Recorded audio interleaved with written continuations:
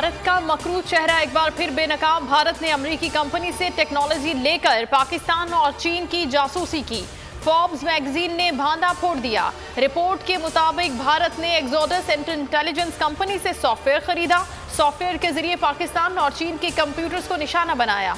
भारत की साइबर मुहिम जून 2020 से अप्रैल 2021 तक जारी रही। भारत को फिर मुंह की खाना पड़ी। अमेरिकी अखबार ने पंजशीर में पाकिस्तान के मुलव्वस होने के इल्जामात को झूठा करार दे दिया। न्यूयॉर्क टाइम्स की रिपोर्ट के मुताबिक पाकिस्तान के मुलव्वस होने के कोई ठोस शवाहिद मौजूद नहीं। ये भारतीय मीडिया का मनफी प्रोपेगेंडा है। तालिबान का पहले ही काफ़ी हद तक पंजशीर में कंट्रोल था। कुछ शहरियों ने भी अफगान तालिबान की मदद की।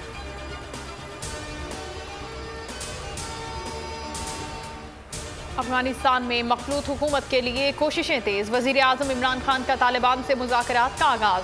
ताजिक, हज़ारा और उज़्बेक बरादरी की अफगान हुकूमत में शमूलियत के लिए तालिबान से मुज़ाकरात शुरू कर दिए। वजीर आजम का ट्वीट कहते हैं अफगानिस्तान में अमन पूरे खित्ते के मुफाद में है।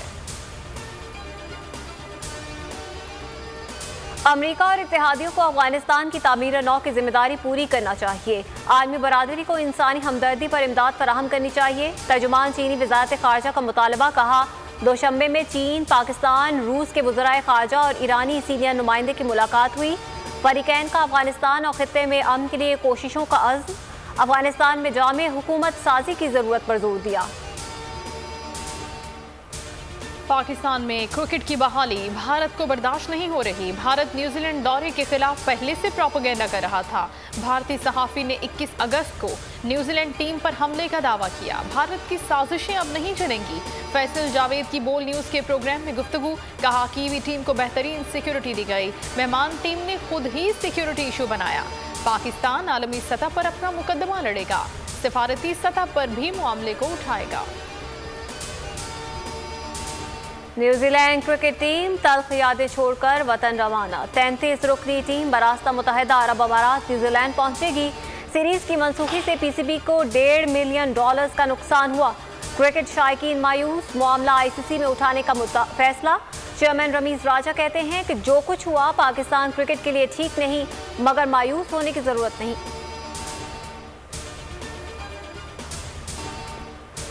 बिजली और गैस के नॉन फाइलर्स कमर्शियल सार्फिन पर 17% तक इजाफी टैक्स आयद। FBI ने नोटिफिकेशन जारी कर दिया। नॉन फाइलर कमर्शियल सार्फिन के बिलों पर 5 से 17% टैक्स होगा। माहाना 10,000 रुपये तक के कमर्शियल सार्फिन के बिल पर 5% इजाफी टैक्स लगाया गया है। माहाना 10 से 20,000 रुपये के बिल पर 7% इजाफी टैक्स लगेगा। शहर कायद के बासियों के लिए खुशखबरी। ग्रीन लाइन मंसूबे के लिए 40 बसें कराची पहुंच गईं। इफ्तिताही तकरीब आज होगी। गवर्नर सिंध असद उमर, अली जैदी और अमीनुल हक शरीक होंगे। दूसरे मरहले में मजीद 40 बसें बहुत जल्द पहुंच जाएंगी। पहले मरहले में सुरजानी टाउन से गुरु मंदिर तक ट्रैक मुकम्मल हो चुका है।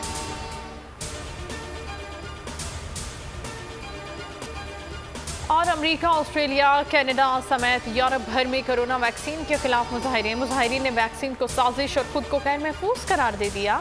बच्चों को वैक्सीन से बचाने के लिए भरपूर नारेबाजी की गई।